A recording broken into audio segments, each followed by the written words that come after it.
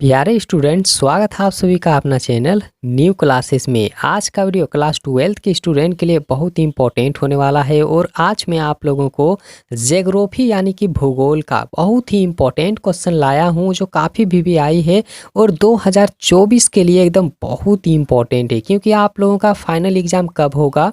2024 में होगा। लेकिन 2024 से पहले 2023 में यानी कि अभी जो प्रेजेंट टाइम है, अभी भी जो ये कॉलेज है इसमें काफ़ी सारे एग्ज़ाम अभी बाकी है, आप लोगों को देना है। ठीक है, तो हर एक जो क्वेश्चन अभी मैं आप लोगों को बताऊंगा यह जल संसाधन का है, जो काफ़ी इम्पोर्टेंट है और हर क्वेश्चन आंसर को आप लोग नोट करते चलिएगा, बिल्कुल भी लिखते चलिएगा और एक एक क्वेश्चन को अच्छे से समझ लीजिए, क्योंकि फाइनल एग्ज़ाम में आप लोगों को काफ़ी हेल्प करेगा। और इससे पहले मैंने बहुत सारा वीडियो अपलोड किया है, आप लोग जा करके देखिए मेरे चैनल के प्लेलिस्ट में काफ़ी सारा वीडियो आप लोगों को मिल जाएगा। वहाँ पर एक अलग से न्यू प्लेलिस्ट बना होगा जिसमें 2024 लिखा हुआ रहेगा। ठीक है, और क्लास आप ही लोग का होगा, जाके देखिए काफ़ी सारा वीडियो है और काफ़ी सारे स्टूडेंट नए होंगे तो आप लोग ज़रूर चैनल को सब्सक्राइब करके रख लें। ठीक है, तो देखिए यहाँ जो पहला प्रश्न दिया हुआ है कि निम्नलिखित में से जल किस प्रकार का संसाधन है, बहुत ही इंपॉर्टेंट क्वेश्चन है। और देखिए हर एक क्वेश्चन के साथ में मतलब ऑप्शन जो होता है ऑप्शन में दे दिया हूँ और ऑप्शन के साथ में जो उसका आंसर है आंसर भी नोट कर दिया हूँ। ठीक है, ताकि आप लोगों को दिक्कत ना हो। ठीक है, क्योंकि देखिए आप लोग एकदम फटाफट देख करके लिखते चलिएगा, इसीलिए आंसर जो है ना साथ में दे दिया है। ठीक, तो चलिए यहाँ पर एक एक क्वेश्चन के बारे में अभी मैं आप लोगों को थोड़ा समझा देता हूँ, बता देता हूँ। ठीक है, देखिए जल जो है ना किस प्रकार के संसाधन है, तो आप लोग याद रखिएगा जल जो होता है ना वो अजैव संसाधन होगा या फिर अनवीकरणीय संसाधन होगा या जैव संसाधन होता है या चक्रीय संसाधन होता है। तो फिर आप लोग क्या बोलिएगा कि सर जल जो होता है ना ये चक्रीय संसाधन है, क्योंकि हम लोग बचपन में भी पढ़े हुए हैं कि जल चक्र जो होता है वो वाष्प बन के फिर पानी बनता है फिर गिरता है, इस तरह से। तो जल चक्र के बारे में तो आप लोग बिल्कुल अच्छे से ही पढ़े होंगे। ठीक है, तो इसका आंसर क्या होगा? जल चक्र होगा, यानी कि चक्रीय संसाधन होगा। क्या होगा? तो चक्रीय संसाधन होगा।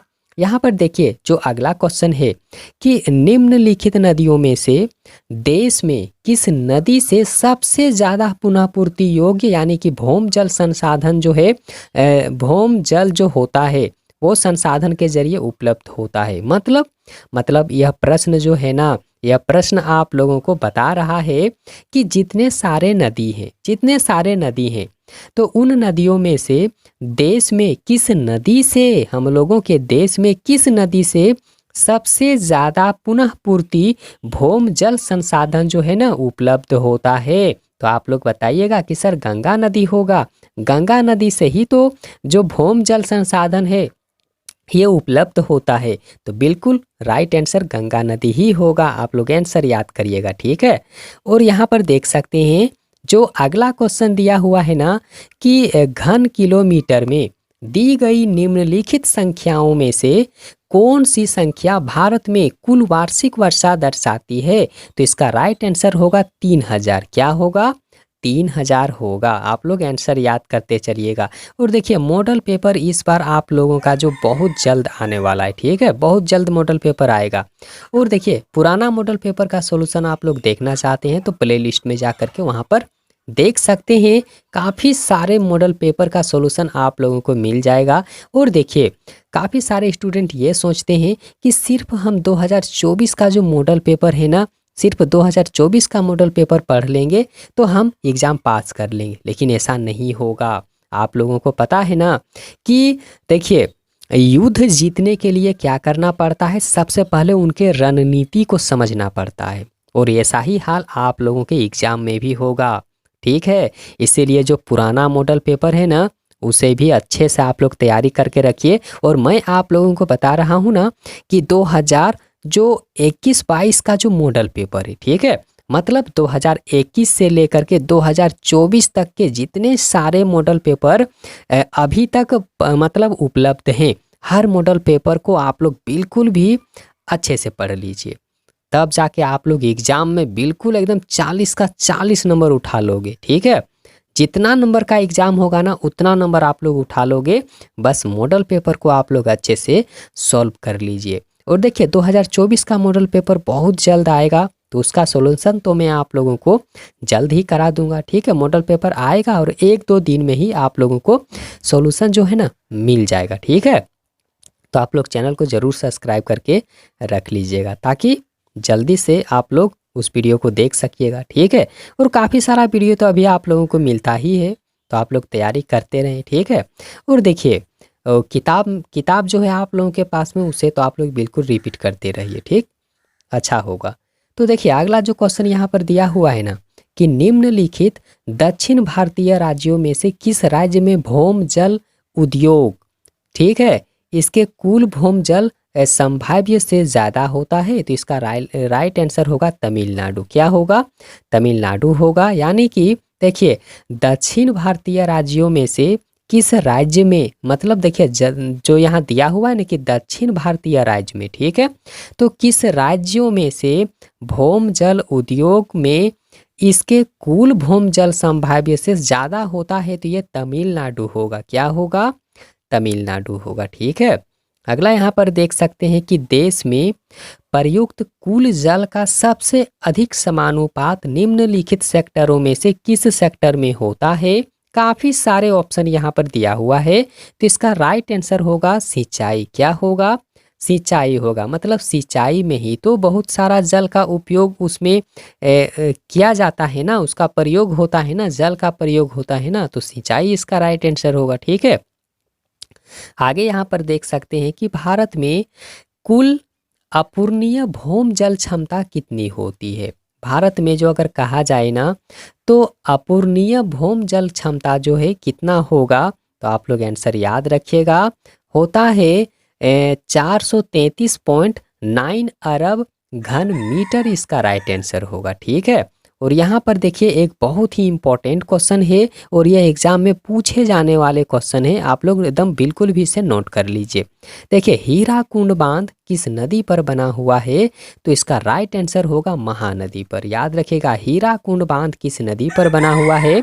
तो महानदी पर बना हुआ है। बहुत ही इम्पोर्टेंट है। ठीक है, आप लोग बिल्कुल इसे लिख के रख लीजिएगा। अगला क्वेश्चन आप लोग देख सकते हैं कि 1999 से 2000 में कुल सिंचित क्षेत्र कितना था? इंपॉर्टेंट क्वेश्चन है, बिल्कुल इसे भी आप लोग नोट करिए। ठीक है, तो यहाँ पर देख सकते हैं कि 1999 से लेकर के 2000 में कुल सिंचित जो क्षेत्र है कितना था? तो याद रखना है आप लोगों को 8.47 करोड़, इसका राइट आंसर होगा, इतना क्षेत्र था। ठीक है, आगे यहाँ पर आप लोग देख सकते हैं जो 9 नंबर का क्वेश्चन है कि भारत की सर्वाधिक उपयोग योग्य जल क्षमता वाली नदी कौन सी है? तो गंगा नदी ही होगा। इंपॉर्टेंट है, बिल्कुल भी इसे भी नोट करिए। ठीक है, आगे देख सकते हैं कि बरसन से प्राप्त जल कैसा होता है? जो वर्षा के द्वारा जो प्राप्त होता है वो जल कैसा होता है? तो याद रखिएगा अलवणीय होता है। कैसा होता है? अलवणीय होता है। देखिए लवणीय और अलवणीय का मतलब आप लोगों को अगर नहीं पता है तो थोड़ा समझ लीजिए। लवणीय का मतलब होता है कि वैसा जल जिसमें थोड़ा नमक पाया जाता है, जिसमें थोड़ा क्या पाया जाता है? तो नमक पाया जाता है। और अलवणीय का मतलब क्या होता है? इसमें बिल्कुल भी नमक जो है ना वो नहीं रहता है। नमक क्या होता है? नहीं रहता है। आप लोग याद रखिएगा। तो देखिए वर्षा जल जो होता है ना वो अलवणीय होता है। कैसा? अलवणीय होता है। तो चलिए यहाँ से भी मैं एक क्वेश्चन आप लोगों को दे रहा हूँ। ठीक है, आप लोग बिल्कुल इससे जवाब दीजिएगा। देखिए सबसे नमकीन जल कहाँ पाया जाता है? मैं ऑप्शन आप लोगों को दे रहा हूँ। ठीक है, कुआं का जल, नदी का जल, तालाब का जल, समुद्र का जल। तो चारों ऑप्शन में क्या होगा आप लोग जरूर कमेंट करिएगा। ठीक है, आगे देखिए कि गंगा भारत के किस क्षेत्र में बहती है? बहुत ही इंपॉर्टेंट क्वेश्चन है, इसे भी आप लोग नोट कर लीजिएगा। देखिए गंगा जो है ना भारत के किस क्षेत्र में बहती है? तो याद रखना है गंगा किधर है? उत्तर की ओर है। आप लोग याद रखिएगा 4 प्रकार के दिशा होगा ना, तो उत्तर साइड में ही गंगा नदी है और हिमालय उधर ही है। तो आप लोग बिल्कुल नोट कर लीजिए, याद कर लीजिए, ठीक है। अगला क्वेश्चन भी यहाँ पर देखिए, जो 12 नंबर का क्वेश्चन दिया हुआ है कि भारत में कितनी नदियाँ तथा सहायक नदियाँ हैं। भारत में कितनी नदियाँ जो है वो सहायक नदी है। तो आप लोग याद रखिएगा, कम से कम अगर कहा जाए, कम से कम कहा जाए तो यहाँ पर आप लोग देख सकते हैं 10,360 इसका राइट आंसर होगा। इतना जो है ना बिल्कुल भी सहायक नदी है। आप लोग बिल्कुल इसे याद रखिएगा, 10,360 इसका बिल्कुल भी करेक्ट आंसर होगा, ठीक है। आगे देख सकते हैं, अगला जो क्वेश्चन दिया हुआ है कि वर्षा का जल बह करके नदियों में, झीलों में और तालाबों में चला जाता है तो उसे क्या कहा जाता है। याद रखिएगा, वर्षा का जल जो होता है ना बह करके नदी, झील और तालाबों में चला जाता है तो उसे क्या कहा जाता है। तो उसे जो है ना पृष्ठीय जल कहा जाता है। क्या कहा जाता है? पृष्ठीय जल कहा जाता है। और ये आप लोगों के लिए बहुत ही इम्पोर्टेंट है। आप लोग हर एक क्वेश्चन को बिल्कुल भी अच्छे से एकदम नोट आउट कर लीजिए, ताकि एग्ज़ाम में जल्दी से मतलब आप लोगों को याद हो सके, एग्ज़ाम में अच्छे से आप लोग लिख सके, ठीक है। क्योंकि वीडियो देखते देखते जो है ना आप लोग भी काफ़ी बोर हो जाएंगे, इसलिए बिल्कुल इसे नोट आउट करिए और अच्छे से आप लोग तैयारी करें। और मॉडल पेपर का सॉल्यूशन, जो पुराना मॉडल पेपर का सॉल्यूशन है, काफ़ी सारे स्टूडेंट देख रहे हैं, उसमें कमेंट कर रहे हैं, तो आप लोग भी जा कर के देखिए और न्यू मॉडल पेपर का वेट कीजिए। बहुत जल्द आप लोगों को उसका भी सॉल्यूशन मिल जाएगा, ठीक है। तो ये था आप लोगों के लिए ज्योग्राफी का क्वेश्चन यानी भूगोल का क्वेश्चन। और इसके बाद में भी देखिए काफ़ी सारे सब्जेक्ट का आप लोगों को वीडियो मिलता रहेगा। चैनल को ज़रूर सब्सक्राइब करें और एक थोड़ा कमेंट करके ज़रूर बताइएगा कि वीडियो कैसा लगा आप लोगों को, ठीक है। तो वीडियो देखने के लिए बहुत बहुत धन्यवाद।